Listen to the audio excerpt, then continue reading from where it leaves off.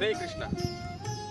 ఆదిశంకరాచార్యులు తన 27వ భజగోవిందం శ్లోకంలో ఇలా అంటున్నారు: గేయం గీతా నామ సహస్రం, ధ్యేయం శ్రీపతి రూపమజస్రం, జ్ఞేయం సజ్జన సంగే చిత్తం, దేయం దీన జనాయ చ విత్తం.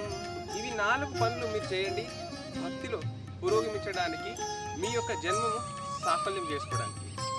ఏమిటవి? మొదటిది గేయం గీత నామ సహస్రం, భగవంతుని స్తుతించడంలో భగవద్గీత, విష్ణు సహస్రనామాలు లాంటి స్తోత్రాలను పఠించండి, భగవంతుని కీర్తించండి. ధ్యేయం శ్రీపతి రూపమజస్రం. రెండవది భగవంతుని యొక్క అర్చ విగ్రహ సేవ చేయండి, భగవంతుని యొక్క దివ్యమంగళ స్వరూపాన్ని ధ్యానించండి. జ్ఞేయం సజ్జన సంగే చిత్తం. మీ దగ్గర ఉన్న టైంని అక్కడ ఇక్కడ వేస్ట్ చేసుకోకుండా భగవంతుని భక్తుల సాంగత్యంలో సమయాన్ని గడపడానికి కేటాయించండి. దేనం దీన జనాయ చ విత్తం. ఎక్కడైతే అవసరం ఉన్నదో అక్కడ మీ యొక్క సంపదను దాన ధర్మాలకు ఉపయోగించండి. ఈ రకంగా 4 పనులు గిట్ల మనం చేసినట్టయితే మన జన్మ సాఫల్యం అవుతుందని మన ఆదిశంకరాచార్యులు ఈ శ్లోకంలో తెలియజేస్తారు. హరే కృష్ణ.